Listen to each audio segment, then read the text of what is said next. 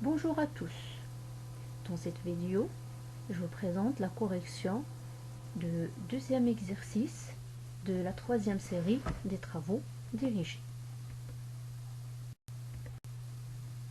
Dans l'exercice, on vous propose le cas de trois entreprises, Marlboro, Shell et Rank Xerox. Vous avez un ensemble de questions à traiter. Nous commençons par la première question. Alors, la stratégie commune à ces trois entreprises, c'est la stratégie de diversification, que représente l'engagement de l'entreprise dans des nouveaux domaines d'activité liés ou non à son domaine d'activité d'origine et correspondant à la fois à de nouveaux produits et à de nouveaux marchés. Pour plus de clarification, cette définition ne mène à faire la distinction entre deux formes de diversification.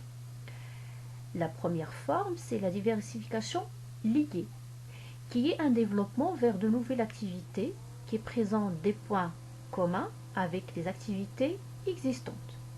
Le but, c'est de réaliser des synergies en mutualisant des ressources et des compétences. La diversification liée, il correspond à distinguer entre deux formes ou voies de diversification. Prenons des exemples. Donc, les banques, ils vendent, en plus de leurs produits financiers ordinaires, ils peuvent présenter ou vendre des produits d'assurance ou de bourse. Ce sont aussi des produits financiers qui utilisent la même technologie et qui sont destinés en général à la même clientèle. À ce niveau-là, on parle de diversification horizontale. Deuxième exemple, une entreprise en agroalimentaire qui achète ses fournisseurs. Cette entreprise choisit de contrôler une partie de sa filière. Ça nous fait revenir aux notions d'intégration verticale. C'est pourquoi ce type de diversification est appelé la diversification verticale. Deuxième forme de diversification, c'est la diversification non liée ou conglomérale. Il correspond à une diversification dont les activités très différentes de l'ancienne. Les nouvelles activités ne sont pas reliées ni technologiquement ni commercialement aux anciennes. Ici, je peux vous donner l'exemple d'IKEA, qui est un commerçant de meubles qui a investi dans une nouvelle activité qui n'est pas liée à l'activité de base, qui est l'immobilier. Donc, IKEA investit dans l'immobilier. Aussi, selon la position concurrentielle de chaque entreprise, on distingue entre quatre types de diversification qui répondent à des logiques différentes.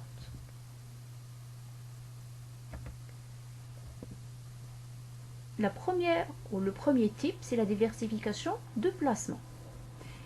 Il permet à l'entreprise qui dispose de liquidités, ça veut dire qu'il a un excédent de trésorerie, d'accroître son portefeuille d'activités en investissant dans de nouvelles activités. Deuxième type, la diversification de confortement. À ce niveau-là, l'entreprise renforce ses activités actuelles par des activités complémentaires. Ici, l'entreprise, il recherche un avantage concurrentiel fondé sur la sécurité des approvisionnements en amont ou des débouchés en aval.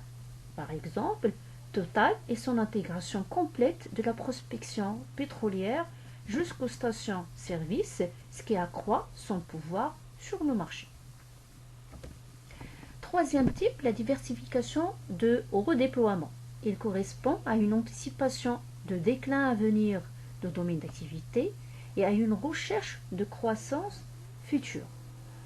Ici, je vous donne un exemple simple, les auto-écoles. peut-être à l'avenir, les gens conduiront des voitures autonomes et smart qui ne nécessitent pas de passer par ces écoles. Donc il faut anticiper le déclin à l'avenir de cette activité. Quatrième type, c'est la diversification de survie. Il correspond à une nécessité pour l'entreprise pour assurer sa pérennité ou l'avenir à l'avenir, parce qu'il ne peut pas reposer que sur la conquête d'autres marchés. Ce qui fait la différence entre la diversification de survie et la diversification de redéploiement, c'est que la survie ou la diversification de survie, c'est une nécessité, c'est une contrainte, c'est une obligation, alors que la diversification de redéploiement, c'est un choix pour l'entreprise pour anticiper l'avenir du marché. Alors, pour le cas présenté dans les exercices, nous allons essayer de chercher le type de diversification pour chacun. Alors, pour Marlboro, c'est une diversification de placements. On remarque qu'on a des placements, des réserves en liquidité pour développer de nouveaux métiers. Pour Shell, on parle d'une diversification de redéploiement. On remarque qu'il y a un emploi des ressources dans d'autres activités pour remédier à la maturité de son marché. Et puis pour le cas d'Orange Xerox, c'est une diversification de survie, parce que l'entreprise doit assurer sa survie par la conquête de nouveaux marchés. Ici, c'est une obligation. Pour la deuxième question, il existe plusieurs raisons qui expliquent le recours à la stratégie de diversification. Ici, on peut citer la maturité de marché de l'entreprise, la diminution de sa rentabilité et puis l'exploitation des synergies avec le métier de base. Pour la troisième question, concernant les avantages de stratégie de diversification, ici on peut citer qu'il y aura une meilleure répartition des risques qui sont liés à ces activités, la diversification des clients, l'acquisition et la maîtrise de nouvelles technologies et de nouveaux métiers, l'optimisation des coûts sur le long terme et croissance ici de chiffre d'affaires et de rentabilité, et puis l'acquisition de parts de marché supplémentaires et l'amélioration de la position concurrentielle de l'entreprise. En guise de conclusion, pour ce deuxième exercice, la diversification il consiste à faire coexister plusieurs métiers que l'entreprise doit développer en parallèle.